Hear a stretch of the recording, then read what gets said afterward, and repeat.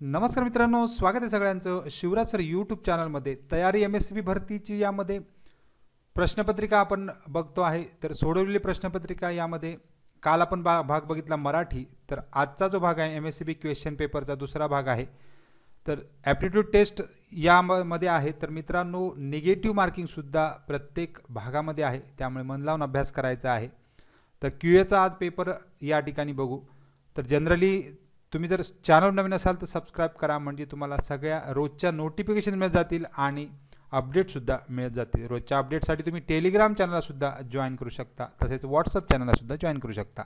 सगळ्याच लिंक खाली डिस्क्रिप्शनमध्ये दिलेल्या असतात. आता काल आपण मराठी भाषा बघितलेला आहे. 20 प्रश्न, त्यामध्ये 10 गुण असणार आहेत. त्यानंतर संख्यात्मक अभियोगिता जी आहे, तर ॲप्टिट्यूड यामध्ये 20 प्रश्न आहेत, परत 10 मार्क्ससाठी. तर त्यामुळे हा भाग आज बघणार आहोत. 25% त्या ठिकाणी मार्क्स कट होणार आहेत चुकीच्या उत्तरांना, त्यामुळे शक्यतो मॅक्झिमम प्रश्न हे बरोबर असतील तेच त्या ठिकाणी सोडवायचे आहेत. तर जाऊ डायरेक्ट प्रश्नपत्रिकेकडे.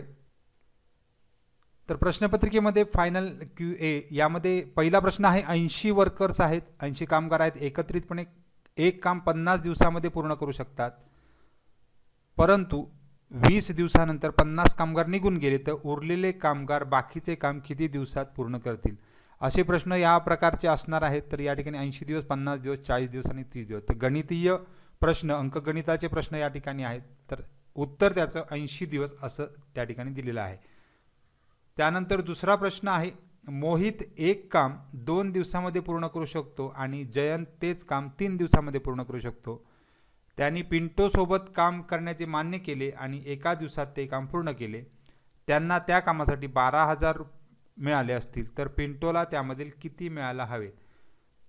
तर अशा प्रकारचे गणितीय प्रश्न या ठिकाणी 5,000, 4,000, 6,000 आणि 2,000. तर या ठिकाणी 2,000 हा आन्सर त्या ठिकाणी बरोबर दिलेला आहे. आता याच्या ट्रिक्स असतात सोडवण्याच्या. तर जे प्रश्न आहेत, तिसरा प्रश्न आहे. सुजाता 4 किलोमीटर प्रति तास वेगाने चालते, तर तिच्या ऑफिसमध्ये पोहोचण्यास 10 मिनिटं विलंब होतो. म्हणजे 4 किलोमीटर प्रति तास वेगाने चालली तर 10 मिनिटं लेट होतं, परंतु जर ती 5 किलोमीटर प्रति तास वेगाने चालली तर 5 मिनिटे आधी पोहोचते. तर त्याचे ऑफिस घरापासून किती दूर आहे असं विचारलेलं आहे. तर या ठिकाणी 5 किलोमीटर हे आन्सर त्या ठिकाणी बरोबर दिलेलं आहे.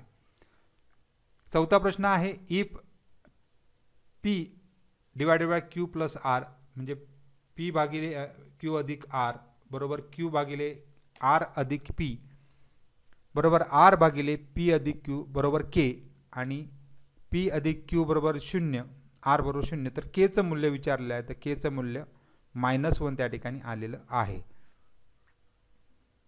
नंतर आहे. दर साल दर शेकडा 10% दराने एका ठराविक रकमेवर 2 वर्षाचे चक्रवाढ व्याज विचारलेलं आहे, दिलेलं आहे 2100 रुपये.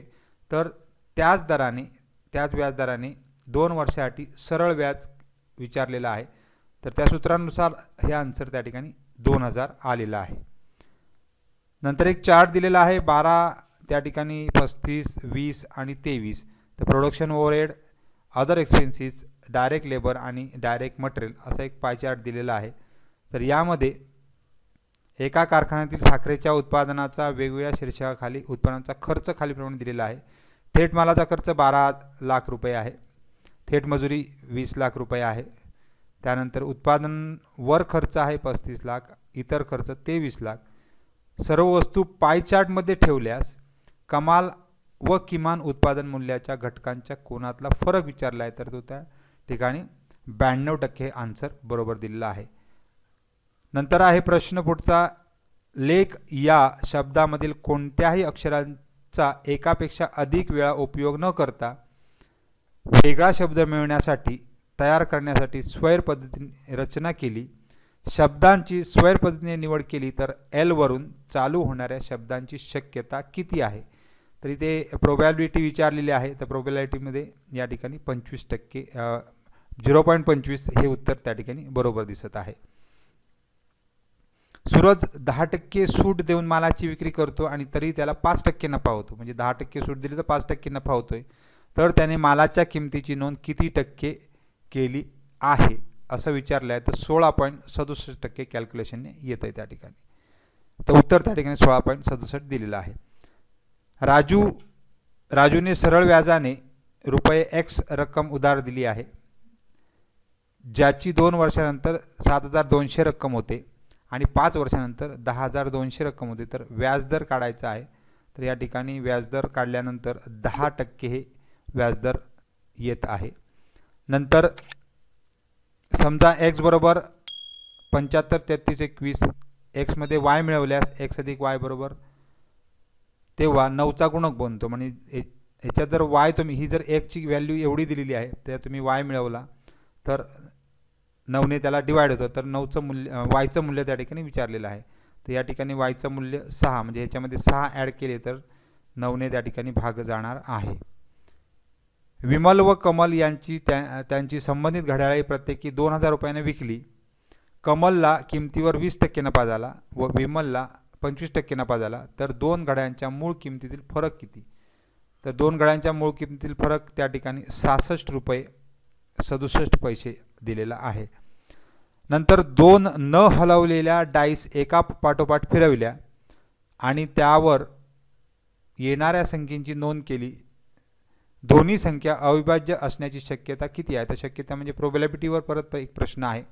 प्रोबॅबिलिटीवर या ठिकाणी 0.25 एवढी शक्यता दाखवण्यात आलेली आहे. दोन घनाकृतीच्या एकूण पृष्ठभागाच्या क्षेत्रफळाच्या गुणोत्तर 2581 आहे. तर दोन घनाकृतीच्या घनफळाचे गुणोत्तर विचारलेले आहे. पृष्ठभागाच्या क्षेत्रफळ आणि घनफळ याच्यामधला त्या ठिकाणी फरक दिसतो आहे. तर 125/729 या ठिकाणी उत्तर दिलेलं आहे.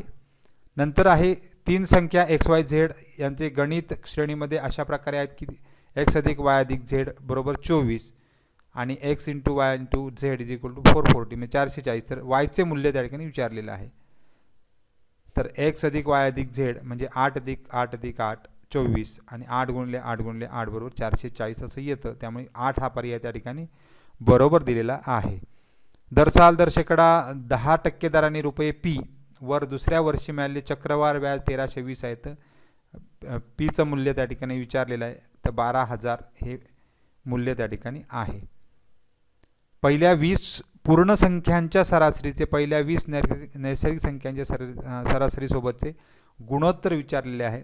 तर पूर्ण संख्या आणि नैसर्गिक संख्या यांच्यामधलं गुणोत्तर 19 आणि 21 आहे. नंतर दर साल किती व्याजदराने रक्कम 32 वर्षामध्ये 4 पट होते? व्याजदर जर सरळ व्याज मोजले तर, म्हणजे सरळ व्याज जर आपण लावलं तर किती व्याजदर त्या ठिकाणी लावला तर 32 वर्षामध्ये 4 पट होणार. तर 9.375 हे उत्तर त्या ठिकाणी दिलेलं आहे. हे 1000 ग्रॅम क्षार द्रावणामध्ये 40% क्षार आहेत. ते प्रमाण 60% होण्यासाठी त्यामध्ये किती क्षार मिसळावे लागतील असं म्हटलेलं आहे. तर त्या ठिकाणी 500 ग्रॅम मिळवल्यानंतर 60% प्रमाण होणार आहे. तर इथे 500 ग्रॅम त्या ठिकाणी आन्सर दिलेला आहे. नंतर सिद आणि रिद यांच्या कारच्या वेगाचे प्रमाण 3:4 आहे. जर सिदला एखादे अंतर पार करण्यास 64 मिनिटे लागत असतील तर तितकेच अंतर पार करण्यास रिदला किती वेळ लागत आहे असं विचारले आहे. तर त्या ठिकाणी 48 मिनिटं आहे, कारण ते वेगाचं प्रमाण 3:4 त्या ठिकाणी दिलेलं आहे. शेवटचा प्रश्न त्या ठिकाणी divide 680 among A and B म्हणजे 680 चे ABC मध्ये विभाजन करा. A गेट्स 2/3 ऑफ B म्हणजे B च्या 2/3 A ला मिळतोय वाटा. C च्या 1/4 B ला वाटा मिळतोय. तर C चा शेअर त्या ठिकाणी विचारलेला आहे. तर C चा शेअर या ठिकाणी 480 आहे. 680 पैकी 480 C ला मिळतात. अशा प्रकारे कॅल्क्युलेशन्स करून सगळी उत्तरं व्यवस्थितरित्या काढून घ्या. काही डाऊट असेल तर त्या ठिकाणी सदर प्रश्न तुम्ही गुगलमध्ये टाकून बघू शकता, म्हणजे तुम्हाला त्याची आन्सर्स पटापट मिळून जातात. म्हणजे कोणता प्रश्नाचं उत्तर एवढं का आलेलं आहे, कारण एवढा प्रश्न सोडवायला तर बराच वेळ जाईल, व्हिडिओ पण मोठा होईल. त्यामुळे फक्त प्रश्नपत्रिका आणि त्याची उत्तरं दिलेली आहेत. तुम्ही कशाप्रकारे ती सोडवता तर ही कॉपी करून तुम्ही त्या ठिकाणी गुगलवर टाका. त्यामुळे तुम्हाला त्यांची डिटेल काय मिळेल, आन्सर्स मिळून जातील. कशाप्रकारे सोडवलेली आहे त्याची काही सूत्रंसुद्धा त्या ठिकाणी मिळून जातील. तर अशा प्रकारे हा 20 मार्कांचा जो प्रश्न आहे, 20 प्रश्नांची जी प्रश्नपत्रिका आहे ती या ठिकाणी दाखवण्यात आली, जेणेकरून तुमच्या लक्षात येईल कशा प्रकारचे प्रश्न असणार आहेत. तर सगळ्यांना खूप खूप शुभेच्छा आहेत आणि थँक्यू व्हेरी मच.